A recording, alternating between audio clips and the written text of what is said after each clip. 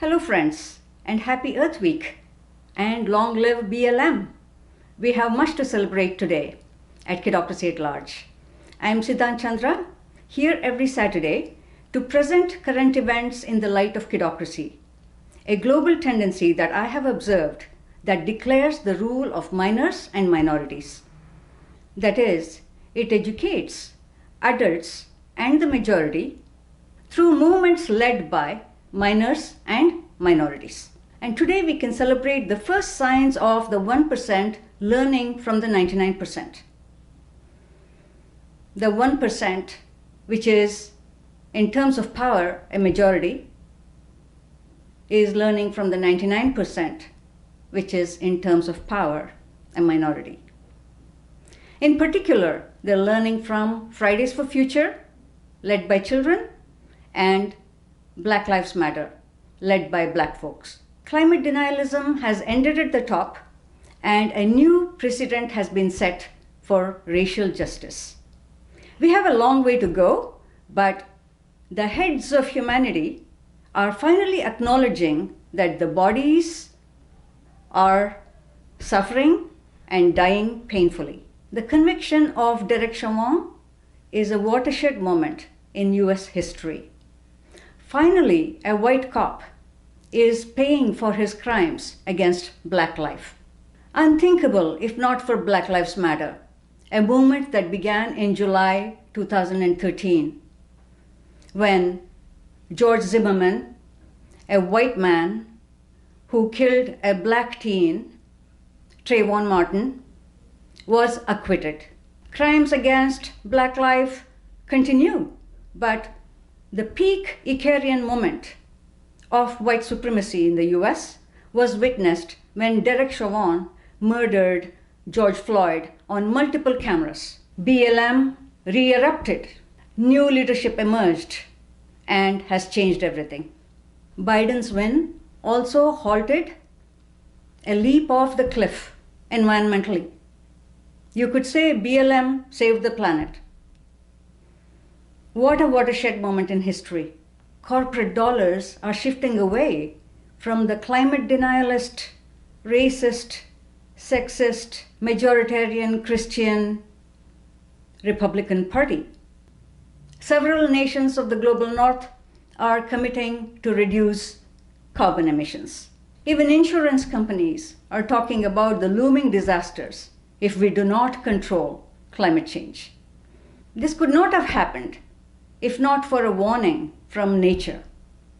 COVID-19, a virus, has nailed the black-suited, white, Christian, male leaders of the global north to the wall, where they writhe in plain view. Till COVID, nature spoke through melting ice caps, forest fires, and floods. Only indigenous people, environmentalists, and children heard what nature was saying. And when they spoke up, the heads of humanity killed the indigenous messengers, jailed the environmentalists, and ridiculed the children. But an invisible bow released a mysterious multi-pronged arrow that is killing millions, grounding the plains, and putting the global leaders under penthouse arrest. Now, it is no longer possible to deny the climate emergency. That's what it took. Still, the Christian male leaders of the global north are trying to save face and save neoliberalism, like Boris Johnson, embracing green energy as a form of economic opportunity, growth and jobs, and not bunny hugging. What a ludicrous insult, adult supremacist insult to the children fighting for climate justice. And there are many countries yet to make their carbon reduction commitments. But kidocratic education has only begun. Humanity needs to learn fast and transform. What is it that we need to shed to get through the eye of the needle? The Post Icarian era has only begun. A while ago, I made a video about how Greta Thunberg and Shantanu Muluk, both climate activists, have given up flying in order to focus on healing the planet. Noting how both have abdicated their position as the 1%, the frequent flyer class, I theorized the post-Icarian human condition. My theory is based on a story in Greek mythology. Icarus was the son of Daedelus, a master craftsman, who designed wings for both of them to escape the island of Crete, where they were imprisoned. Daedalus created the wings from feathers, wax, and string.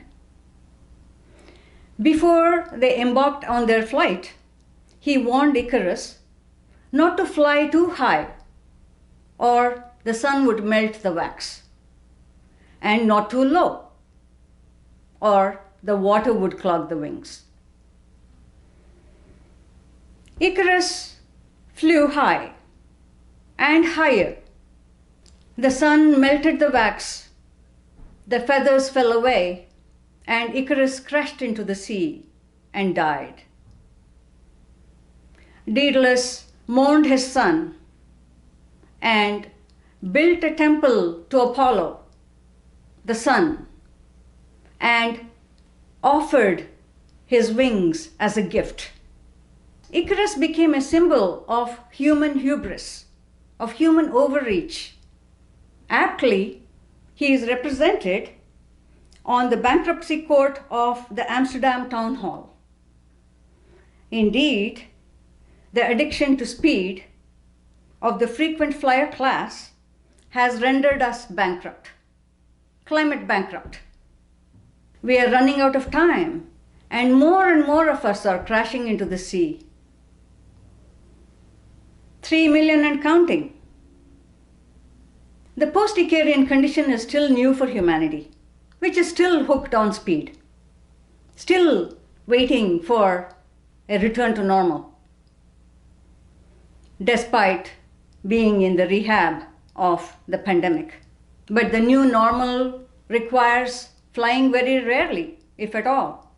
We will still travel, but slower and less by air.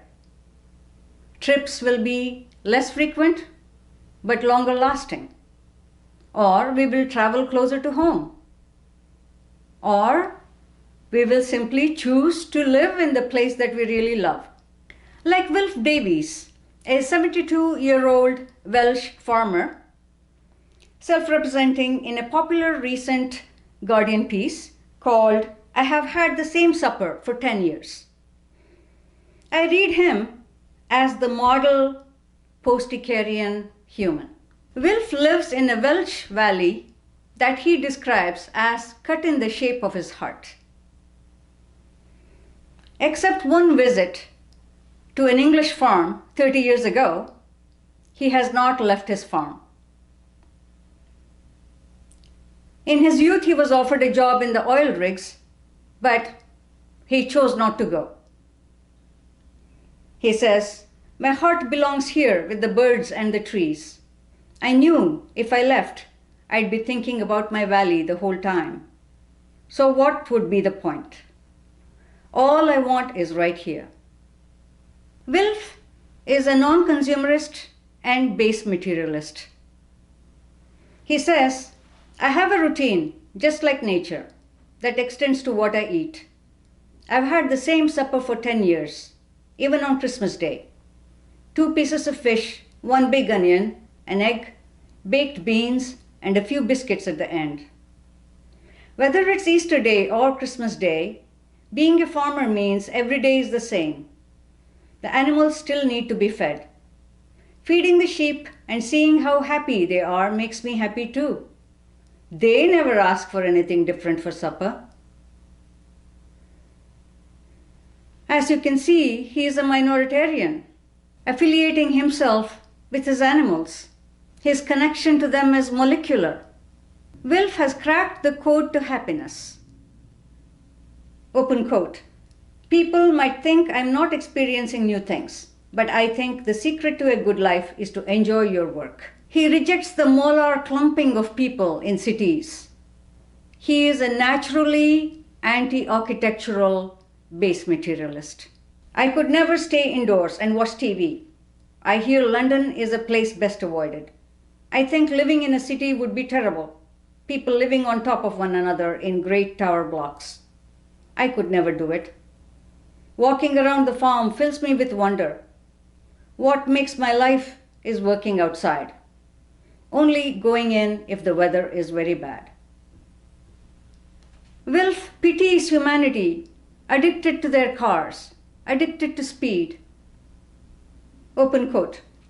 A lot of people, locals and bird watchers, come here, wanting to hear the cuckoo, but they don't stop long enough. Sometimes they don't even leave their cars. This makes me feel so sad that I actually cry a bit. It pains me that others don't get to enjoy it. Wilf listens to the radio, and at 72 he still does all the farm work, despite a couple of strokes. Open quote. Once I didn't move for 2 weeks while I was in hospital, but my sheep helped me. I knew they were relying on me to get better. I need them as much as they need me. Unquote. He lives with his sister, has not married, and takes care of 71 sheep, practicing the queer art of failure. Open quote. I never got married, and it's not something that I've ever regretted. It just didn't happen. And I can say with confidence that I am happy as I am. I am married to this farming life. Wilf embodies solidarity with base nature and experiences the heights of nobility in how he enjoys life. Open quote.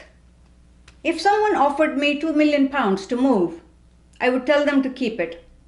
Most evenings I walk right up to the top of the valley. I look down and everything looks small and far away, and I feel like I'm on the top of the world. Wilf knows greater heights of joy than a view from a plane. Friends, let us each create or figure out our inner Wilf. Let us all be artists and co-create the future social order. Let us stand by our planet's small farmers and indigenous people, the base materialists of this planet. Let us end the bailouts to the airline industry and the fossil fuel industry. Let us phase out factory agriculture. Let us reject the fate of those 2 guys who were found dead in the non-driving seats of a self-driving Tesla that had crashed into a tree. Let us first disable HAL, like Dave in 2001 Space Odyssey did. Let us, like Daedelus and Dave, acknowledge that technology is a good servant but a bad master. Let us become Post Icarian. Till next week, bye.